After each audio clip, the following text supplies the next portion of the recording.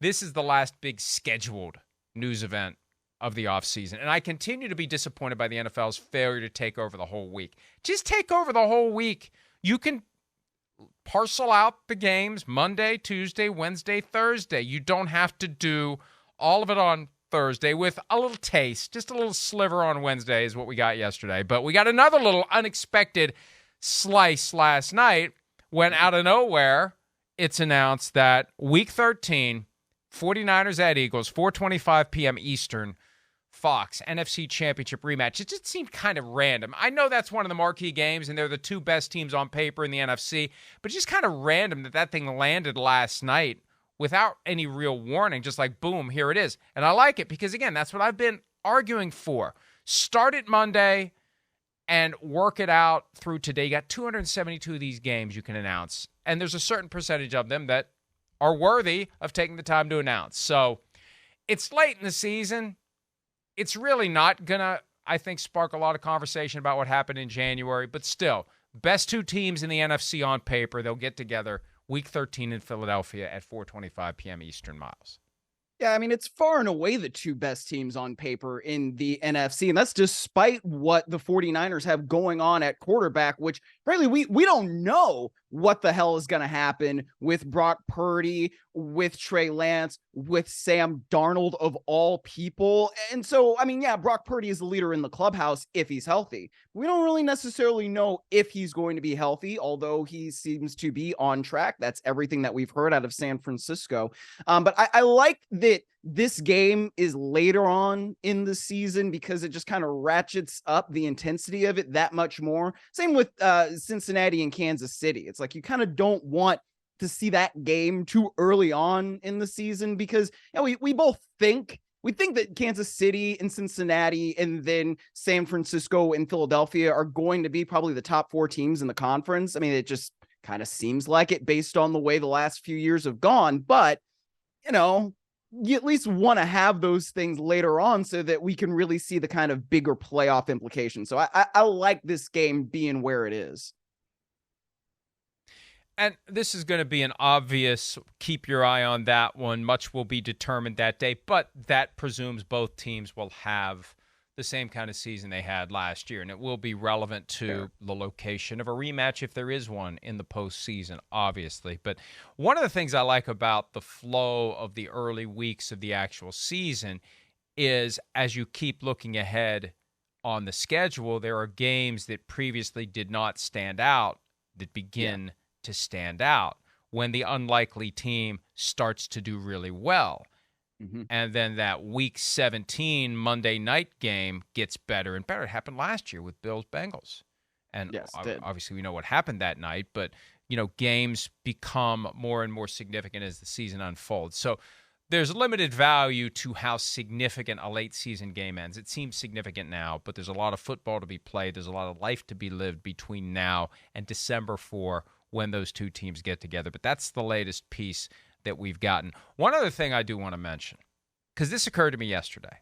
When we were divvying up assignments for tonight when the schedule comes out, usually I take the Sunday Night Football schedule because it's NBC and I'll break it down, comment on it, whatever. I claimed the Thursday night Amazon schedule this year because that one to me is fascinating, Miles. Yeah. And I understand I'm deviating from the schedule of the show, but that's okay. You didn't read it. I've already deviated from it 5 different ways. So, and Pete tells me it's okay, as if I would have stopped if he had said anything else. But thank you, Pete. I appreciate the endorsement to continue down this rabbit hole. That Thursday night Amazon schedule is going to be very telling because we got so focused on the flexing of the late season games that I think a lot of people missed that even though the commissioner didn't get what he wanted, he still got something pretty good and arguably better, the ability to schedule preemptively teams twice for short week games, Sunday, Thursday. So what are we going to see? Are we going to see a smorgasbord of every team? Or are they going to load it up with Chiefs twice, Cowboys twice? We already know that we get a short week Thursday night or Thursday afternoon game anyway on Thanksgiving, but they could do the following Thursday with the Cowboys. And they could do another short week. So they could still land on Amazon twice this year. So, and I think they did do 2 short weeks with the Cowboys last year and kind of slipped that through everyone's 5 hole without any real discussion or acknowledgement. So Mm-hmm. the flip side of that, this is what dawned on me yesterday. You're going to have a bunch of bad teams or teams that are perceived to be bad that don't have to play Sunday to Thursday a single time. At a certain point, you get a competitive issue there. You get a competitive imbalance. You're going to drag down the best teams with multiple Thursday turnarounds after playing on Sunday. Then you've got the teams you thought were going to be bad that don't have to do it at all. And one of those teams gets hot and they don't have that burden of ever having to go Sunday, Thursday. And you're talking about razor-thin margins when we're determining playoff seeding and how a game ends. And you never know what's going to make the difference in the final analysis. I just think, and we thought about health and safety implications on a broader basis for the players who have to do it. But when you look at good teams having to do it twice, bad teams not having to do it at all, that could be an issue when it's time to do the playoff trees, Myles.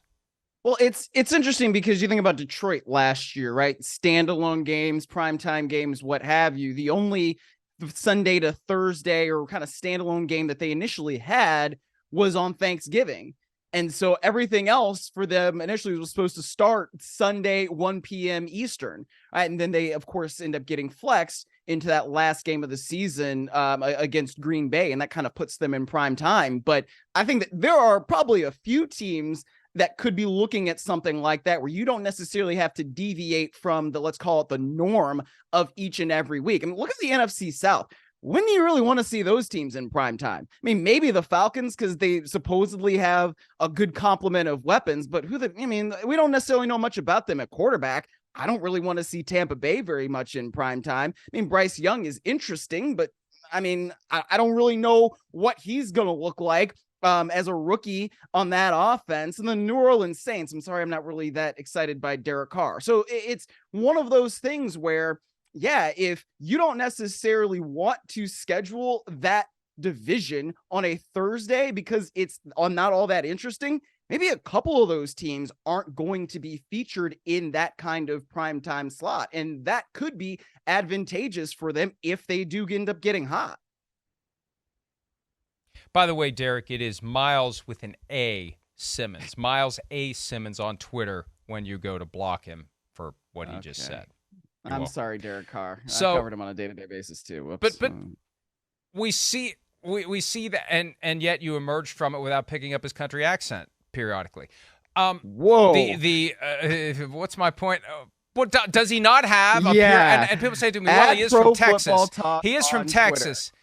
I'm already blocked. Blocked. Well, you can't block me twice. Right. I'm already blocked.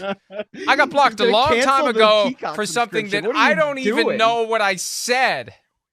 All right. So anyway, I just think that the obsession with boosting the streaming audience, because that's what this is ultimately about. They already got Jeff Bezos' name on the contract. They don't need to give him better games to get him to keep paying the money. This is about delivering larger audiences to streaming so that more people will embrace streaming. This is a cultural shift, the likes of which we've never seen before. God, I used to not be bothered by that phrase, but for some reason I now am. But anyway, that's three. Anyway, they want to attract people from traditional TV to TV anywhere on your tablet, desktop, laptop, phone. And I think they were disappointed last year by the numbers. And that's why there was this quest last year to pump the numbers up, make the numbers larger. It's not just to have more advertising dollars, which is part of it, but the NFL's power to continue to gather as many millions together as it has, it is going to be diluted to some degree in the looming shift from network to streaming. Now, I think the next deals will be a hybrid of the two, but eventually it's all going to be streaming. Eventually, that's what we're all going to be doing. Eventually, there's not going to be over the air. There's not going to be cable. There's not going to be any of it. It's all going to be streaming. Peacock, That's going to be the way NBC content is delivered, live or tape delay or whatever. So my point is this. They need those numbers to be big, and they're going to load a bunch of great games this year into Amazon's schedule, I believe, in an effort to get those numbers higher. And it could work to the detriment of the good teams and to the unexpected advantage of the bad teams. It could, but I think when I'm thinking about this, I think about what Roger Goodell was saying at the league meetings in Arizona.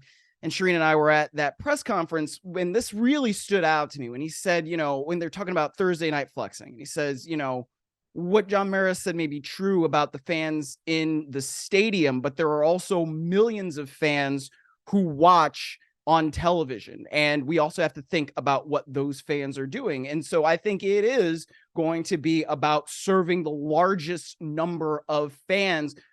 And we think about that whenever we talk about the schedule, right? What are the good primetime games and this and that? And people watch football. Right? It's one of the few things that will actually get people in front of a television and actually watching things live. So that's where you're going to see the NFL want to load things up in such a way that induces people to want to watch. And I guess that does benefit us all as consumers because, hell, I mean, I want to watch the best games, and I think the best game should be in standalone times. And we'll just see how that works out on the schedule.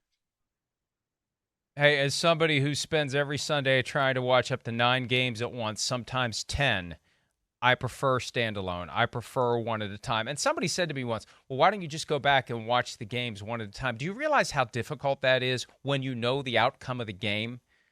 I am far less interested in watching a game that I know the outcome to. That's the bulk of the fun. It's unknown. It's uncertain. And you can learn. And look, I get it, but there's only so many hours in the day, and it's very difficult to go back. And like I've tried to, and I still will try to watch games while I'm working, but how much attention do you really pay to the game? You get, you hear, it's like listen to a talk radio program. You may pick some nuggets up, and there may be some moment where you stop and watch the replay, but you don't watch it the same way that you watch a game. I like to sit down and watch it unfold in real time with no fast forward, with no knowledge of what happens. I like to go in fresh, as Frank Costanza once said when George and his fiance's father were talking about what happened in, I can't remember the name of the movie. Was it Firestorm? I don't think it was Firestorm. It may have been Firestorm. Anyway, Frank Costanza got very upset because he wants to go in fresh. I want to go into my football games fresh. And the point is this. I want to watch as many as I can stand alone. That's why I think it's a matter of time before they play Tuesday night, Wednesday night, and I will be happy when they do. I would gladly spend every night of the week watching a live football game during football season. Yeah, I mean, I guess so. And it was I don't know Firestorm. about all that. Okay, great. Congratulations on getting your Seinfeld reference that I didn't understand right. Very well. My goal is to pollute your brain with as many Seinfeld references and clips as possible that you will have over the accumulation of your life, seen the entire series, even though you never watched a single episode. That is one of my missions, and I have accepted it, and I am in the process of fulfilling it. Okay, we're in the process of fulfilling our obligation to actually get through what we had planned to talk about today. By the way, the full schedule release tonight, 8 p.m. Eastern, NFL Network, NFL Plus, and right here on Peacock. The full schedule release. Tune in, and we'll have full coverage at PFT, as we always do, of everything happening in the NFL. Hi, it's Mike Florio. Thanks for watching PFT on YouTube. Hit subscribe for the latest news and analysis from Pro Football Talk.